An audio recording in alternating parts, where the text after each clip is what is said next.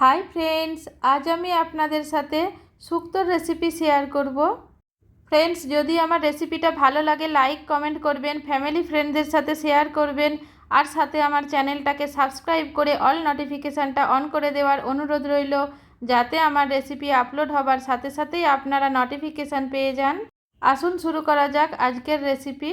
शुक्तो बानानोर जोन्नो आमी एखाने बेश किछु सब्जी नियेछि। सब्जिर कोয়ান্টিটি নিজেদের মতো কম বেশি করতে পারেন।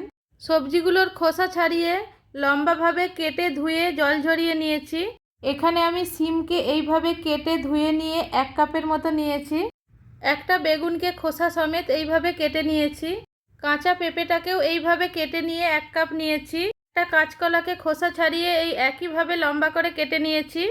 দুটো ছোট ছোট আলুকে খোসা ছাড়িয়ে সেম ভাবেই কেটে নিয়েছি। 3টে পটলকে এইভাবে কেটে নিয়েছি।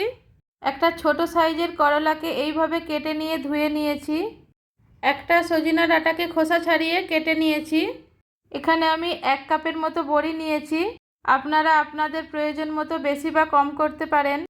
প্রথমে একটা প্যানের মধ্যে কিছুটা সরষের তেল ঢেলে গরম করে নেব। আপনারা চাইলে এই সময় রিফাইন্ড অয়েলও ব্যবহার করতে পারেন। এইবার গরম তেলের মধ্যে বড়িটা ঢেলে ভালো করে ফ্রাই করে নেব। বড়িটা ফ্রাই হয়ে যাওয়ার পর একটা প্লেটের মধ্যে ট্রান্সফার করে সাইডে রেখে দিচ্ছি। সেম প্যানের মধ্যে দিয়ে দিলাম কেটে ধুয়ে জল ঝরিয়ে নেওয়া পেঁপে, সাথেই অল্প লবণ আর অল্প হলদি পাউডার দিয়ে ফ্রাই করে নেব। পেঁপেটা ফ্রাই হয়ে যাওয়ার পর এর মধ্যেই দিয়ে দেব কেটে নেওয়া আলু আর সাথে অল্প একটু লবণ আর একটু হলদি পাউডার দিয়ে ভালো করে ফ্রাই করে নেব। আপনারা চাইলে ভাজা পেঁপেটা একটা প্লেটের মধ্যে ট্রান্সফার করে নিয়ে তারপর আলাদাভাবে আলুটা ফ্রাই করতে পারেন। এইবার এর মধ্যে কাঁচা কলা দিয়ে ফ্রাই করে নেব। চাইলে আপনারা সমস্ত সবজিগুলোকে সেপারেটলি ফ্রাই করতে পারেন, আবার চাইলে আমার মতো একটা সবজি ফ্রাই হয়ে যাওয়ার পর তারই সঙ্গে অন্য সবজিটা দিয়ে ফ্রাই করে নিতে পারেন। এখন এরই মধ্যে দিয়ে দেব কেটে নেওয়া পটল, সিম, সজনে ডাঁটা আর সাথেই অল্প একটু লবণ দিয়ে ফ্রাই করে নেব। সবজিগুলো ফ্রাই হয়ে যাওয়ার পর এর মধ্যে কেটে নেওয়া বেগুন দিয়ে ফ্রাই করে নেব। চাইলে বেগুনটাকে সেপারেটলি ফ্রাই করতে পারেন। সব কিছু ফ্রাই হয়ে যাওয়ার পর একটা প্লেটের মধ্যে ট্রান্সফার করে নেব। সবজিগুলো ফ্রাই হয়ে যাওয়ার পর বেগুনগুলোকে সেপারেট করে রেখেছি। এইবার কড়াতে আর একটু সরষের তেল গরম করে এর মধ্যে কেটে নেওয়া করলাগুলো দিয়ে দিলাম। সাথেই অল্প একটু লবণ দিয়ে ভালো করে ফ্রাই করে নেব। করলা ফ্রাই হয়ে যাওয়ার পর একটা প্লেটের মধ্যে ট্রান্সফার করে নিতে হবে। সেম প্যানে আর 2 টেবিল স্পুনের মতো সরষের তেল গরম করে নিতে হবে। তেলটা নিজেদের প্রয়োজন মতো কম বা বেশি করতে পারেন। গরম তেলের মধ্যে দিয়ে দেব 1/2 টিস্পুন 5 ফোড়ন, 2টো শুকনো লঙ্কা আর 2টো তেজপাতা দিয়ে 40 থেকে 50 সেকেন্ডের মতো ফ্রাই করে নেব। মশলাগুলো ফ্রাই হয়ে অ্যারোমা রিলিজ হয়ে যাওয়ার পর এর মধ্যে 1 টিস্পুন আদা বাটা দিয়ে ভালো করে ফ্রাই করে নেব। এর মধ্যে ভাজা করলা আর ভাজা বেগুনগুলো বাদ দিয়ে সমস্ত সবজিগুলো ঢেলে দেব। এইবার সমস্ত সবজিগুলোকে এইভাবে নেড়েচেড়ে 2-4 মিনিটের মতো মিক্স করে নেব।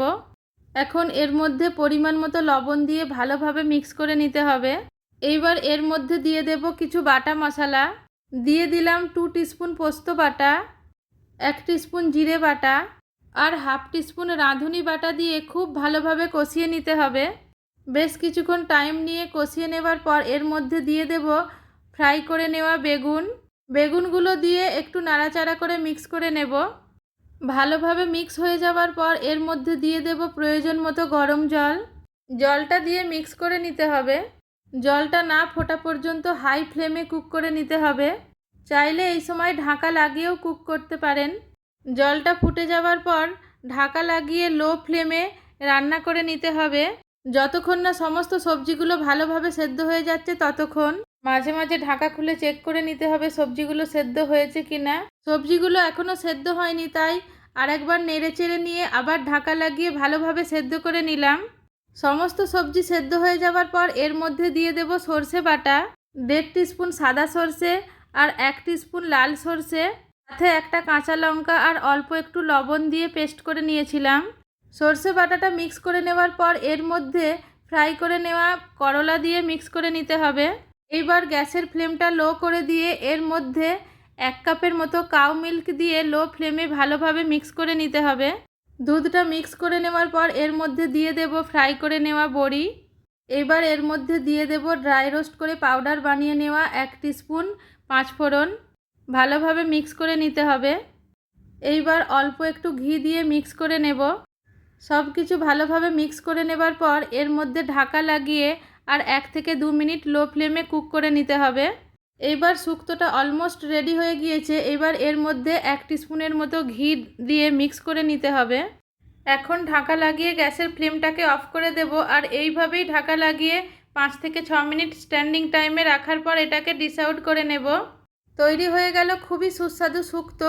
এবার এটাকে ডিশ আউট করে নিতে হবে। এইভাবে সার্ভ করে নিলাম খুবই টেস্টি শুক্তো। আপনারা চাইলে আমার মতো এই পদ্ধতিতে একবার শুক্তোটা ট্রাই করতে পারেন। এখন এটাকে গরম গরম সার্ভ করে নিতে হবে প্লেন স্টিম রাইসের সাথে। ফ্রেন্ডস, যদি আমার রেসিপিটা ভালো লাগে লাইক কমেন্ট করবেন, ফ্যামিলি ফ্রেন্ডদের সাথে শেয়ার করবেন আর সাথে আমার চ্যানেলটাকে সাবস্ক্রাইব করে অল নোটিফিকেশানটা অন করে দেওয়ার অনুরোধ রইল, যাতে আমার ভিডিও আপলোড হবার সাথে সাথেই আপনারা নোটিফিকেশান পেয়ে যান। আজকের মতো এখানেই শেষ। আবার ফিরে আসছি অন্য একটা রেসিপির সাথে। ততক্ষণের জন্য bye, take care, thank you.